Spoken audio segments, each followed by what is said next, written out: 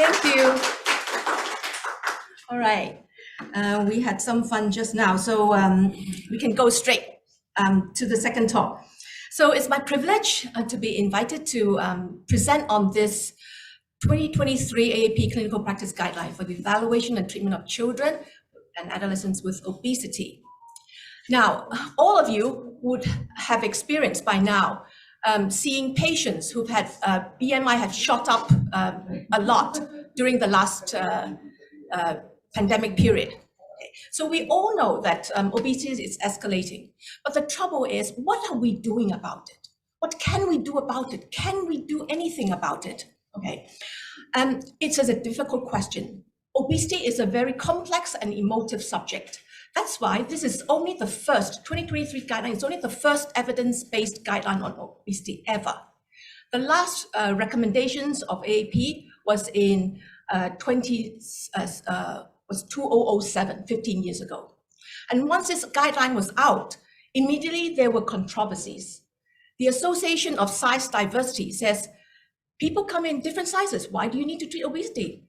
The eating experts immediately, eating disorder experts came out and said, obesity is not a disease. If you treat it so aggressively, you will make people have eating disorders.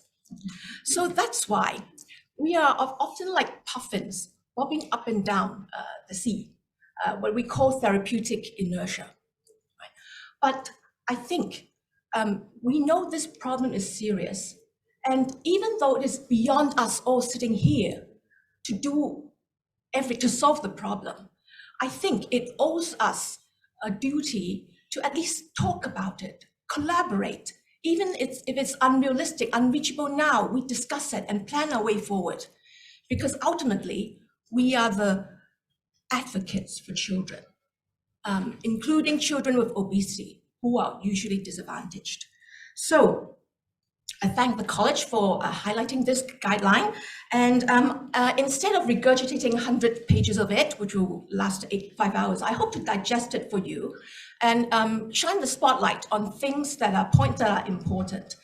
And if you will allow me, I will spend the last 3 slides reflecting on what this guideline may mean to us as pediatricians and in Hong Kong. So bear with me. This is the content, guideline development, a short bit of it, because I need to say it's such a complex and how it's done. The introduction, screening and diagnosis, evaluation, treatment, and conclusion of reflections. And bear with me, it's such a long thing that I may have to talk a bit faster. So this, as I said, this is the first AAP evidence-based guideline on obesity.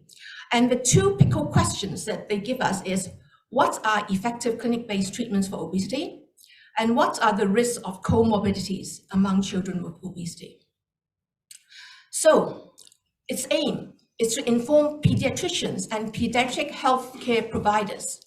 And by that, I mean primary or tertiary care providers. So anyone who are caring for children, including doctors, nurses, allied health exercise specialists, be it community pediatricians, hospital pediatricians, primary care doctors. It's about the standard of care for evaluating and treating children with overweight. And 2 key points is they hope that we can recognize obesity's multifactorial etiologies and offer as much practical guidance as possible to the healthcare provider. All right, so just some numbers. As I said before, I do have the pointer, I think. Okay, right. So it's a subcommittee of 21 professionals and experts from a diverse fields, okay, from government and private institutions.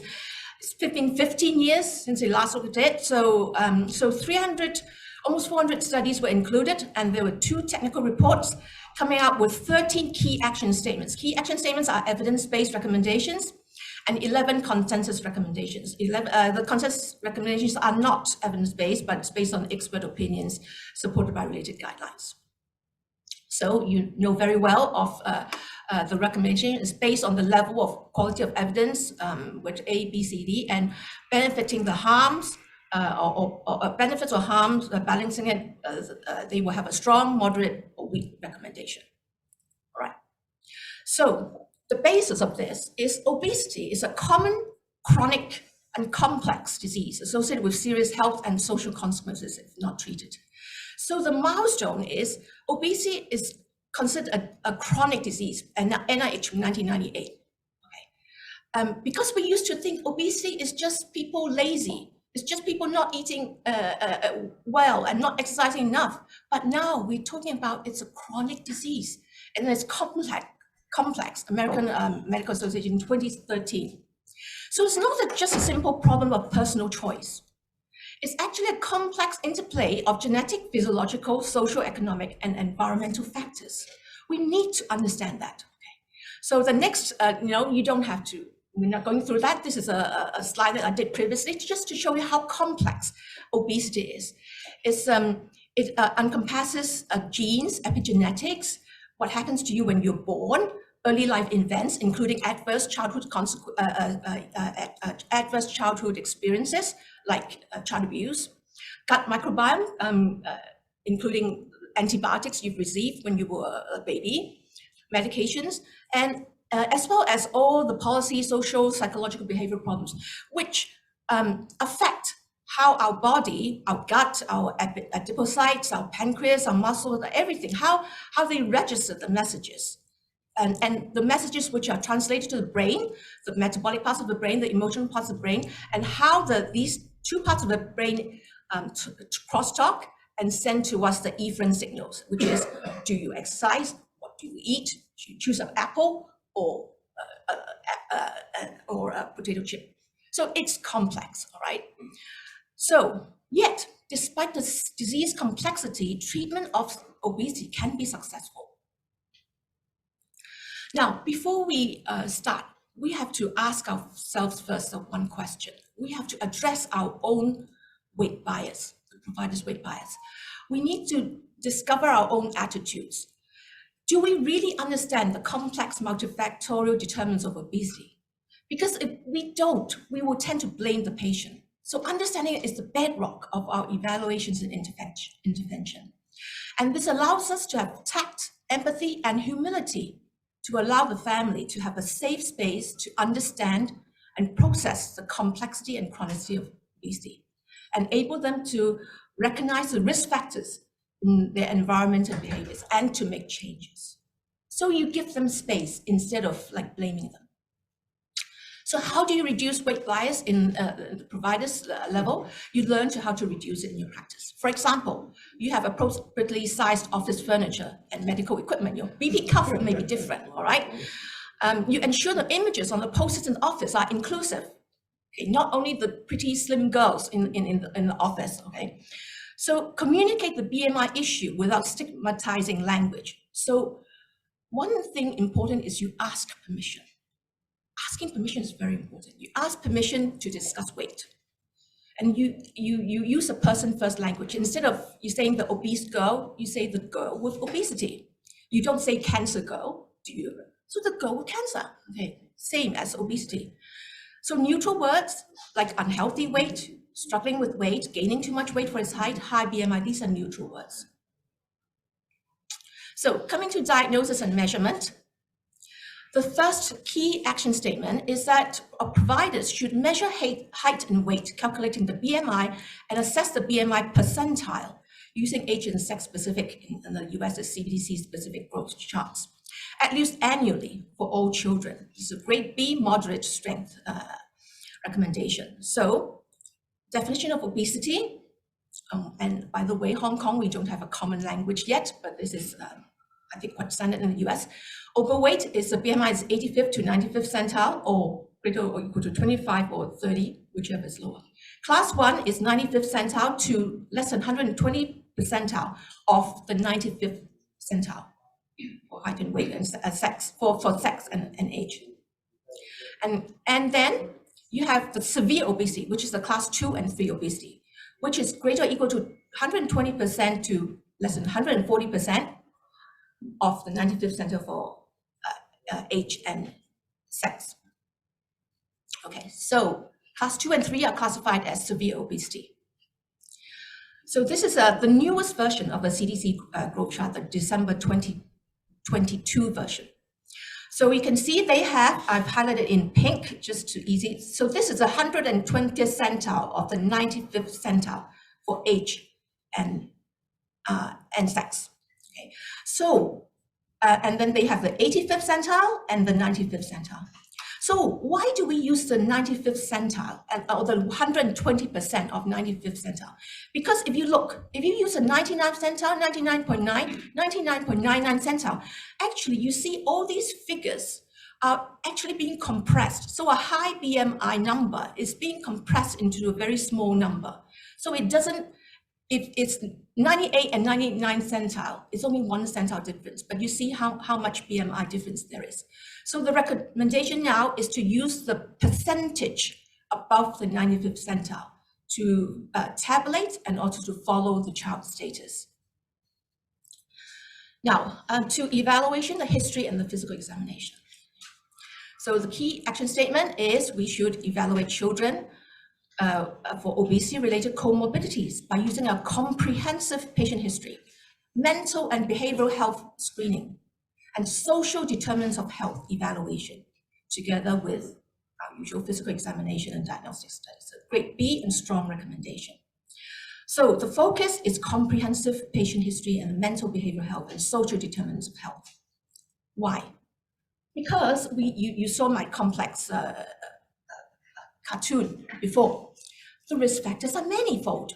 Okay, so the risk factors include pre-pregnancy obesity, your mom's diet, your mom's weight, your mom's stress level, includes gestational diabetes, preterm or high birth weight, autism spectrum disorder, developmental physical disabilities, and early and repeated antibiotic use changes the gut microbiome, predispose you to obesity. And then drugs. Sometimes the drugs that we use, we do not think about it, but steroids, antipsychotics or antidepressants can really bump up the energy regulation system in them and precipitate obesity. So policy and community things like the neighborhoods, marketing, your schools, is the school selling healthy things? I tell you, not many schools. Okay, and how about social cultural, the family and cultural beliefs? Many Chinese families are still pushing their children to eat and look chubby. Okay, the parenting feeding style. I've got lots of parents because they force feed the children. The children don't know how to have a sense of fullness. They can't tell. The home organization, the family routines. Do they set limits? What sort of foods are at home? How often do they dine out or buy takeaway foods? By the way, some of my parents, they think buying takeaway at home is not dining out. So they think it's healthy. So you have to clarify that. So psychology, prenatal or early childhood psychological stress, adverse childhood experiences, as I mentioned before, parental divorce, serious illness, or child abuse, depression, or the parent having substance abuse. These are all toxic stresses that like change their energy regulation level. And then lastly, it's behavior. Okay, it's what we focus on most, but we have to look at the whole child. Eating fast, portion size, snacking habit, we all know this, sugar, sweetened beverage, screen time, sleep duration, and regularity. All right, so in the history, first thing you ask is, what concerns, if any, do you have about your child's growth and health? This sets the stage to know about their concerns. And then you go about the history of present illness, including maternal weight gain and this sort of thing. Family history, medications, as I said, systems review, which covers the comorbidities. And the social history. So what's the family living arrangement? The eating routines, the neighborhood, poverty. So I tell you a story. In my earlier days of dealing with obese kids, I asked this kid to, at home, for the homework break, to do star jumps. You know, I thought, just star jumps. And the next fellow I asked, did you do the star jumps? He said, no. I said, why not? And it's because his home is too small for him to do star jumps. Okay, so we have, we have to consider these things. Ask them the barriers and of course we now don't advise you prescribing the treatment. So nutrition and physical activity history, we can save time by asking them to fill in pre-visit surveys. okay, which I will show you later. And the mental health, the three things being bullying, depression, and disordered eating. Okay. So look at the whole picture. So this is, it's in the guideline. I'm not going through, but systems review list, they will have it, including orthopedics, gynae. So they also have a very useful obesogenic medication list, and what you can use instead of the obesogenic medication. So Zoloft may not be as good as Cipran for depression or fluoxetine. So this is the 521 Healthy Habits questionnaire. You can ask them to fill in, or you make your own kind of thing and ask them to fill in. That will save your time during the consultation. And just for convenience, I have put a lot of useful materials as a QR code. So the 5210 is very, very helpful material.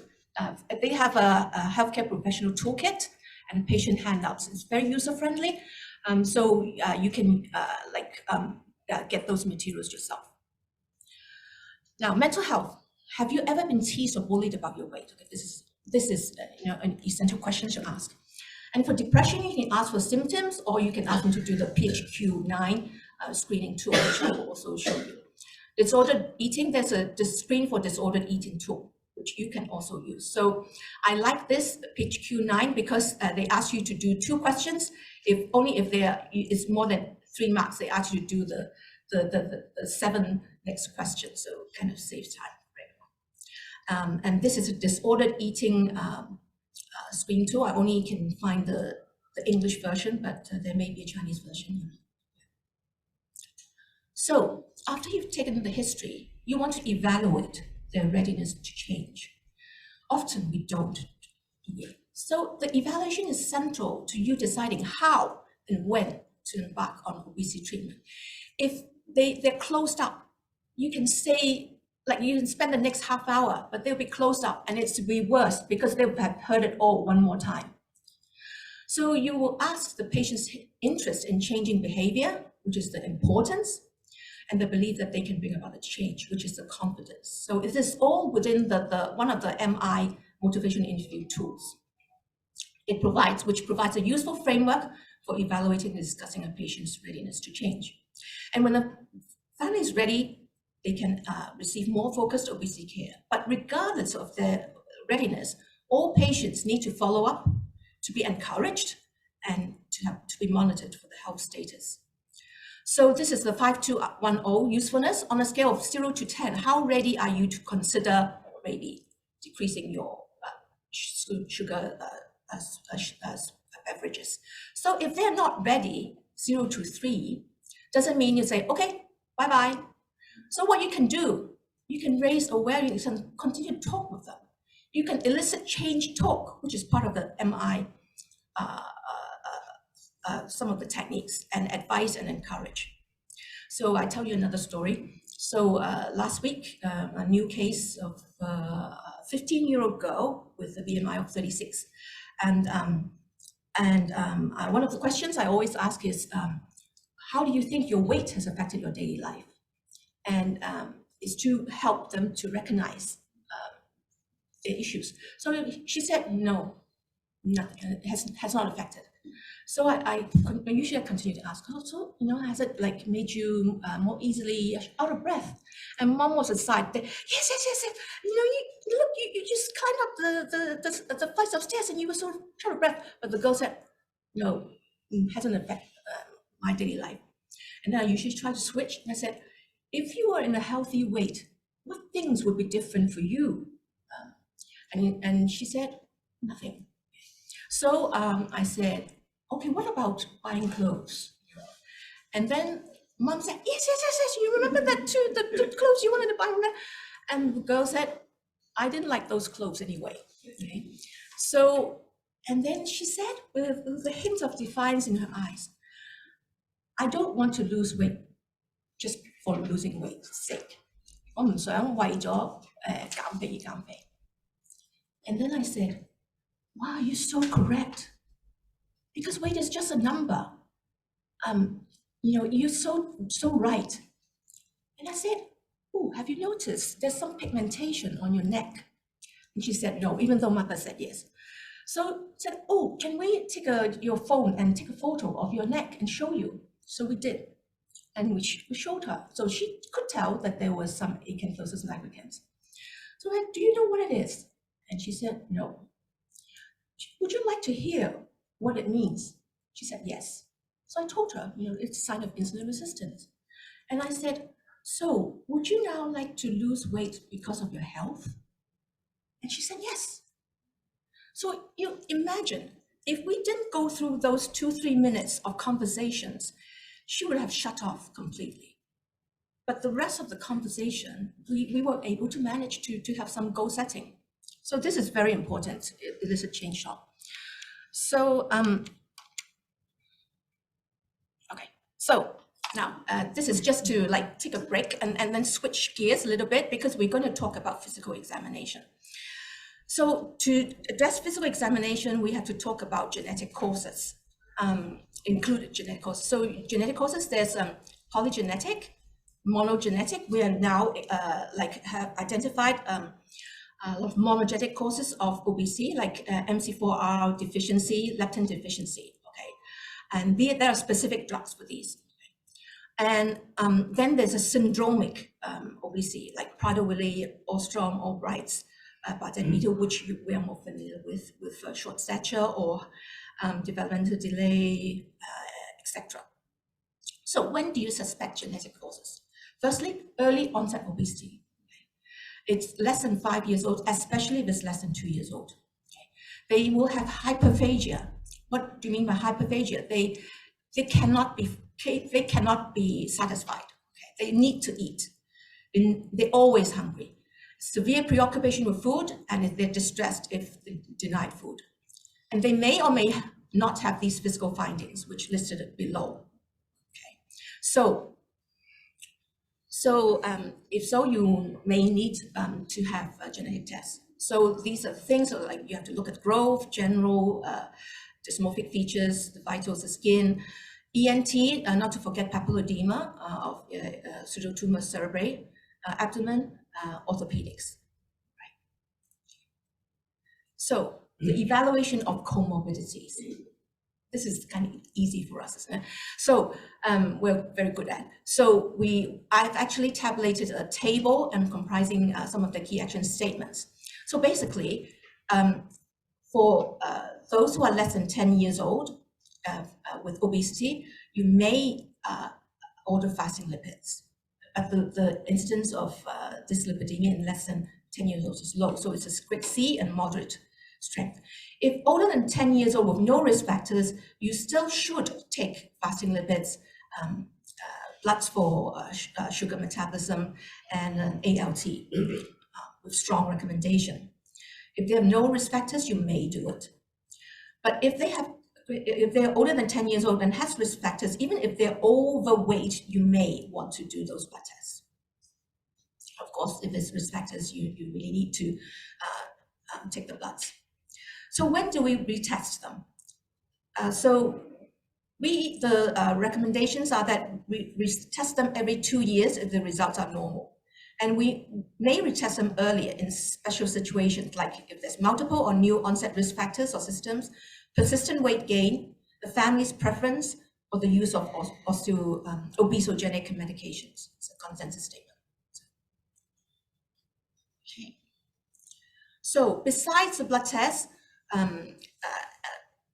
from our previous talk, we should evaluate for hypertension by measuring blood pressure at every visit, starting at 3 years of age. So something that's pertinent to taking blood pressure in children with obesity, the cuff size is usually short, but they've got big arms. Okay, so for the cuff length should encompass 80 to 100% of the mid-arm circumference, and the bladder width should be 40%, about 40% of the mid-arm circumference. Okay. So there's some references on what size cuffs you use, because it's difficult. Sometimes if it's very big, they're too long for them. That's the issue. So how to measure the mid-arm circumference from the 2017 hypertension guidelines? There's a way you should measure it really properly to the mid-arm circumference. Okay, and what to do when there's elevated blood pressure? I list that because it's so common a problem. So what do you regard as a BP reading? So if the first reading you take is elevated, that means it's greater or equal to 90 percentile by oscillometric or auscultation, you should repeat at the same setting 2 times of the blood pressure by auscultation, not by oscillometric, by auscultation, and average them. So the average would be that BP reading for that visit. And if it's just elevated, then you measure it in 6 months. If it's stage 1 hypertension, which is 95 to 95 plus 12 millimeter mercury, or 130 to 139, you repeat it by auscultation in 1 to 2 weeks. And then you advise lifestyle treatment and you measure it the 3rd time in 3 months. It's still high, you should have a diagnostic evaluation. Okay, this is not including ABP. Now we have ABP, which will actually help solve that too, but it depends on the availability of ABP. Stage 2 hypertension, you will measure it in 1 week. And of course, if it's symptomatic or it's very severe, go to AED.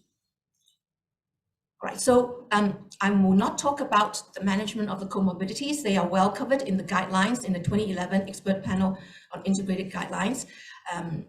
This one for dyslipidemia, carbohydrate metabolism in the 2019 ADA position statement, Lespagan in February 2017 for the non-alcoholic fatty liver disease, and then the BP guideline just mentioned. All right, the retesting guidelines. So as I said, if it's normal, you repeat it in 2 years. If it's abnormal lipids, you should repeat it every 6 to 12 months in conjunction with lifestyle treatment. So, and then for diabetes measurement, if the HbA1c is above normal, but it's still like just highish, and if there's risk factors, then you may repeat it earlier than the 2 years. So you may repeat it in 12 months. If it's in the pre-diabetic range, in the higher pre-diabetic range, you may obtain an initial repeat test in 3 months, just to confirm that.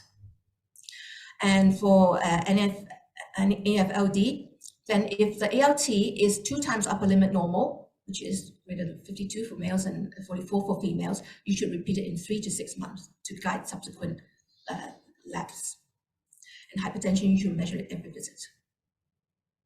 All right. And that is, and then some more consensus statements on the comorbidity. Don't forget OSA, do the sleep history, and also PCOS for menstrual irregularities among the females. There's a diagnosis of PCOS. Of course, there are many. This is the one that they suggested, which is clinical or biochemical hyperandrogenism and persistent irregular menstrual cycles 2 years after menarche. So not to forget depression, and they suggest an annual evaluation for depression using a form tool like a PHQ-9. Orthopedics, as I mentioned, and idiopathic intracranial hypertension. Maintain a high index of suspicion. Phew, okay, so take a break. So we covered evaluation, all right, of the cause and the comorbidity. Now we come to treatment, which actually is the most important part. So before we embark on treatment, we need to look at the framework that they suggest the treatment to be made. I mean, we can all be doing all this, but we know it's not very satisfying, isn't it? So we need a framework. I think that's why Professor Nelson is here too. So the framework is that the providers should follow the principles of a medical home and chronic care model, a family-centered and non-stigmatizing approach. Okay, it's a grade B strong recommendation, which should get funding. So what does that all mean? These terms may be new for a lot of us. Family-centered, you know, involving the family, especially in pre-adolescent age, is very effective, though there are barriers, non-stigmatizing nuance. But what's a medical home? So medical home is an approach of delivering comprehensive, meaning primary care, which emphasizes on coordination and partnerships. So in the medical home for the management of children with obesity, they suggest a care coordinator, which delivers a comprehensive, family-centered, compassionate care. And in that place, so well-trained pediatric physicians known to the child and the family would deliver and direct the primary medical care. And this medical home will coordinate with subspecialists in the tertiary hospitals, also coordinate with the school and the community resources. It's a forum for problem solving, shared decision making, and transition to adult care. Because transitioning is also important. So the chronic care model, that's a medical home. The chronic care model, so the medical home is like invoked in 2000, in the 2000 period. The medical chronic care model is it's been talking about it in 1998. So it's the aim is patient and family engagement and self-management.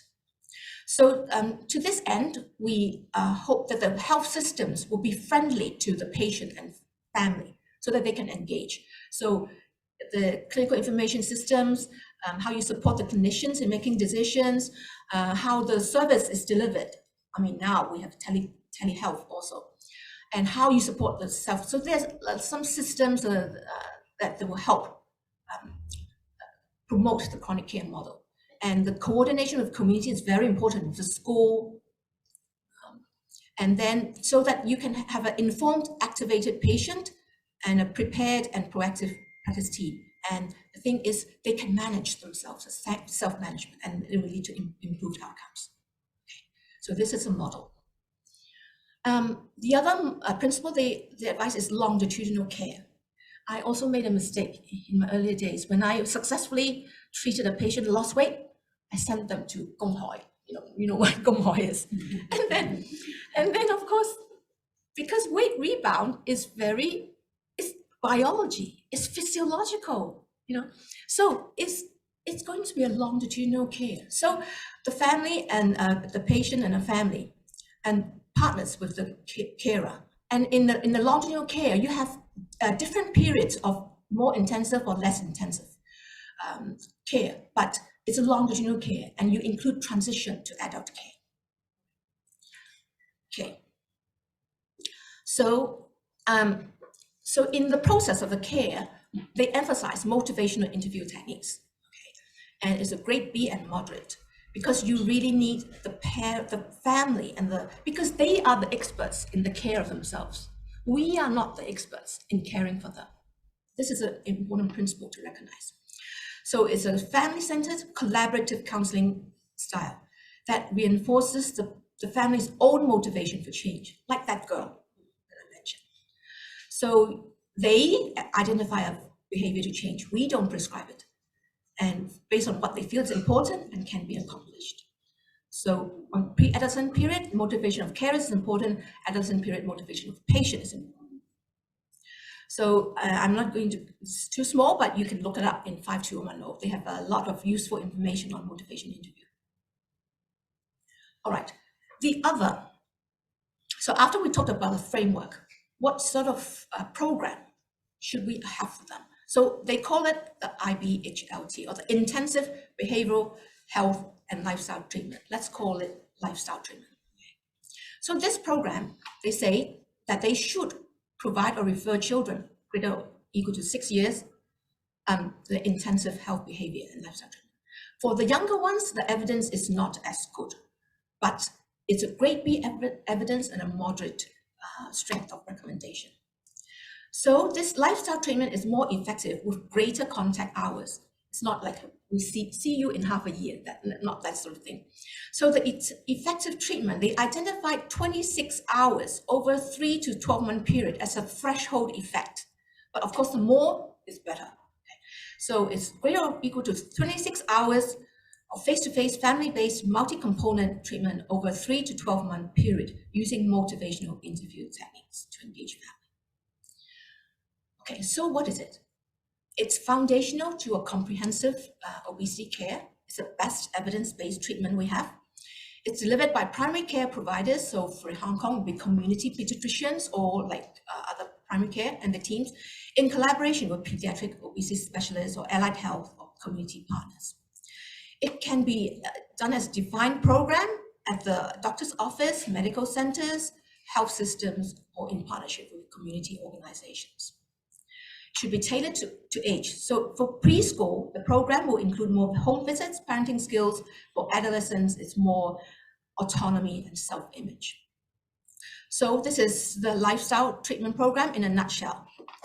So it's for patients and families in partnership with the multidisciplinary treatment team, which include behavioral specialists, dietitian, exercise specialists.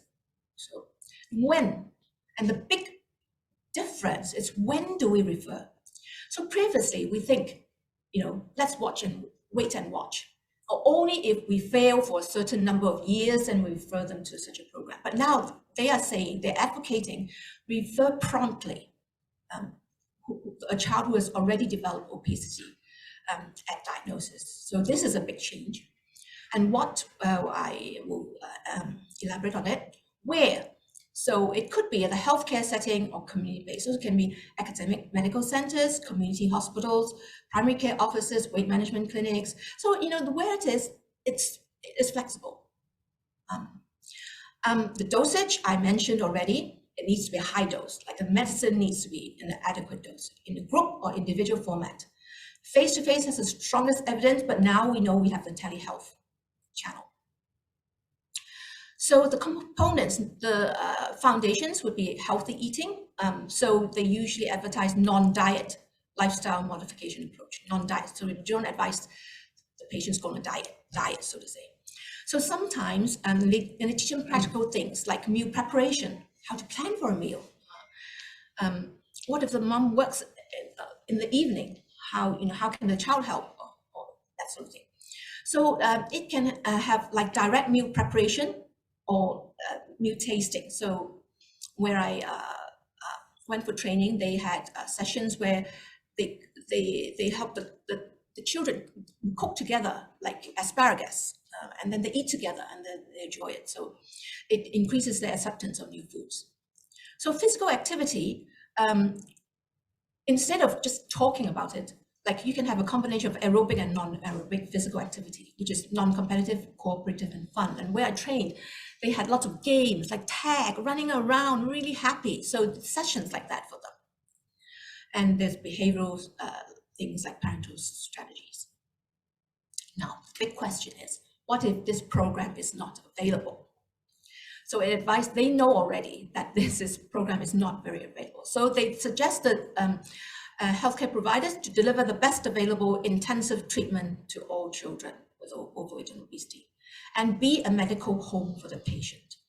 And even if you don't have the allied health, you can use specific strategies that has been endorsed by major public health institutions. So, for example, decrease sugar sweetened beverages, drink water, choose my plate.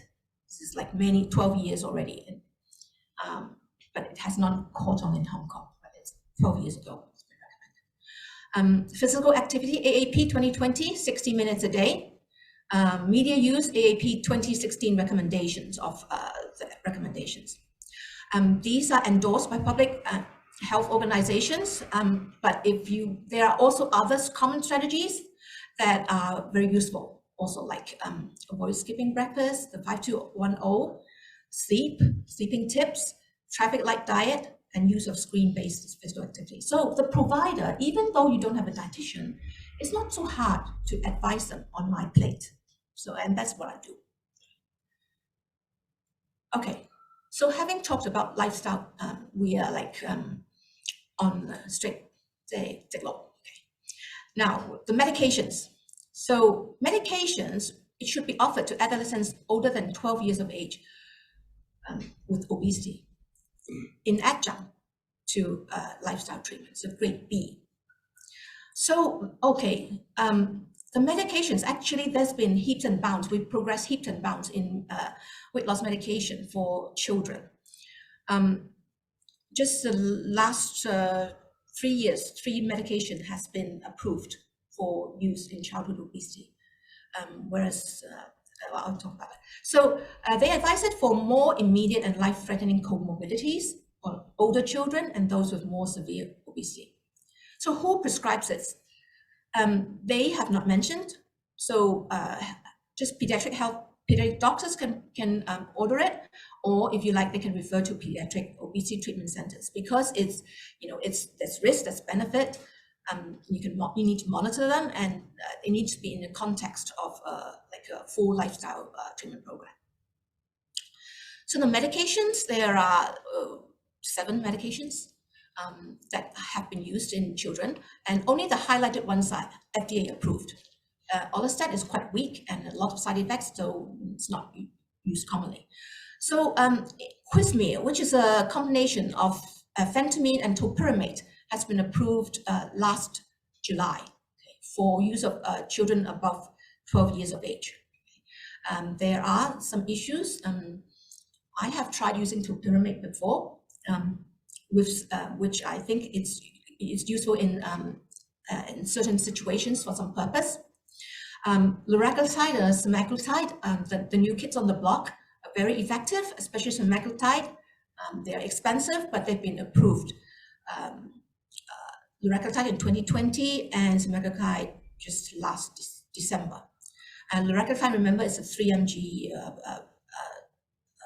dosage, not the lower one for diabetes. Setmelanotide is a new drug, but it's for the MC4R deficiency, the leptin deficiency patients, specifically for these, not for just normal obesity patients. And if the patient has ADHD, you can Vyvanse, which is a stimulant, is commonly used, but it's not FDA approved. It's off-label use. But if it's useful, if for ADHD patients you use Vyvanse to treat obesity. So who do we treat? As I said, the guideline didn't specifically say, but in a 2019 paper, taking into account the adult indications, Srivastava has advocated for children with over 90th percentile with at least one comorbidity, and also children with severe obesity, we can consider weight loss medications. Bariatric surgery. So we should offer referral for adolescents greater or equal to 13 years for evaluation of bariatric surgery. That is not to say they will all have bariatric surgery, it's just they can be given the choice of evaluation. So this, the Roux-en-Y and the sleeve gastrectomy, they both are very, very effective, even in children. Safe and effective in children is the durable effects. They have significant improvement or remission of comorbidities like diabetes. It's even better than medical treatment. And there's evidence that the earliest surgery is even better, because there's a higher probability of remission of type 2 DM and hypertension when the surgery is done in adolescents as compared to adults. Okay, when do you consider bariatric surgery? Usually it's severe obesity with comorbidity, or when it's really class 3 obesity greater than 140% of 90%. Okay, so they have an algorithm which is on this QR code, which is putting it together, which I won't go through. It's a repeat, screening, diagnosis, evaluation with a comprehensive history, and the treatment, which approaches, and the weight loss medication and surgery. So the take-home message is that the guideline is that obesity is a complex, chronic, and treatable disease. We need to use a whole child and life course approach and in a medical home setting. And we needed a supportive and non-stigmatizing community strategies, doing a comprehensive assessment of risk factors and comorbidities. The treatment, they advocate treating it early, intensively, with multi-component intensive health behavior lifestyle treatment, using a motivational interview approach, and medication and surgery are effective adjuncts. So if you bear with me, I just have, I hope I have, it will find it useful. And if I may, I just give my 5 cents worth of applications of this guideline to us. I know in pediatricians, we have a heart for our kids, but often we feel, it's every man's land, so it's no man's land. But we still have to talk about it. We need overarching public policies beyond the medical system. public health. Schools, what are our schools feeding our child? Do we need tutorials from 4 o'clock to 8 o'clock each day? Okay. Our social welfare, determining the social determinants of health. Taxation, business. Our community level, addressing the disparities of the social determinants of health. Spaces to do even a star jump, okay? Parenting skills, meal planning, healthcare. So they advocate a medical home at the primary level. So we can incorporate private and public health resources. Why is that the school health will refer all the obese patients to a hospital? You know, are the hospitals the best place to manage them? So, you know, maybe the district health centers are a good place to start. I don't know. I don't know what the government has the plans for it for, but we need the place where it's coordinated, multi-component, family-oriented, longitudinal. And the important thing is partnership with the specialist. So it's not see this specialist every 4 months, another specialist every 4 months. It's so fragmented. Partnership with schools, with community organizations. What's happening at school? What about the tuck shop? Why is it always they buy siu mai every time? And low mean, okay? Community organizations like YMCA. So the pediatric care level for us. So within the pediatric care, so do we have any best clinical practices? Do we recommend some best clinical practices? Do we have any specialty centers for obesity care, including transition to longitudinal care? Will we be open to including newest technologies like telehealth? And all this, it takes resources. So we need to ask for resources commensurate with evidence-based approaches. We still need to take the 3 minutes to talk to the girl. Okay? The dietitian cannot just use 15 minutes to use motivational techniques. And we advocate for training related to obesity in all levels, undergraduate, allied health, you know, practitioner levels. And well, what about a common definition of obesity in Asian populations? I know the school health is using one definition. We are not. We are using another. Or maybe, I don't know, maybe even us, our pediatricians are using different definitions. Local pediatric growth charts. We have the 85th centile, we have the 95th centile, but our charts don't have these two. Let's make it easy for our practitioners. Have the 85th, have the 95th, have the 120% of 95th, have the 140% of 95th. So it makes it easier for us to track whether it's improving or worsening. So, and the practice and provider levels, we do have to measure BMI and chart the percentile and communicate the weight status to the family in a supportive manner. We need to assess the patient holistically, including all the risk factors. We can make use of scoring sheets to shorten the time taken and use MI techniques to engage the families. And if referral to a lifestyle program is not feasible, do your best to provide the best intensive care you can. So I did not have luxury of a program with a dietitian. They did not have time. So at Guanghua, I did my own obesity clinic. I used all the techniques. I had a nurse helping me to do the healthy habits, and it worked. It worked. I did group and individual. So sometimes. Okay, so this is one of my patients. So despite the complexity, treatment of obesity can be successful. Okay, it's not a saging, right? And instead of bobbing up and down on the sea, let's use Michelle Obama's program. Let's move, and let's move together because we need one another to move forward. So that's all I have to say. Thank you. So,